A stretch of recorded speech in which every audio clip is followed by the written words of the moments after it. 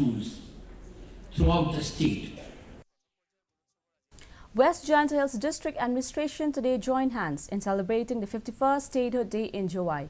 B.S. Solia, Deputy Commissioner, Superintendent of Police Bikram Marak and other officials were present on the occasion.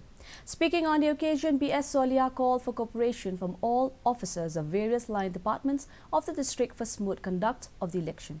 Similarly, Patharkhma Civil Subdivision also observed the 51st Statehood Day of Meghalaya. Addressing the auspicious occasion, Sub-Divisional Officer in charge of Patharkhma Civil Subdivision, M.B. Tongper, has expressed his immense pleasure to commemorate the statehood for the first time after the Patharkhma Civil Subdivision got the status of Civil Subdivision.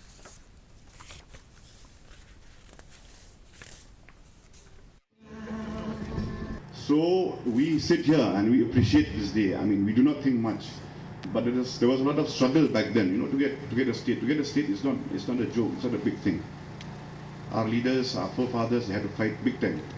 So today we commemorate, you know, all the struggles, all the efforts that they have made for us to celebrate this day.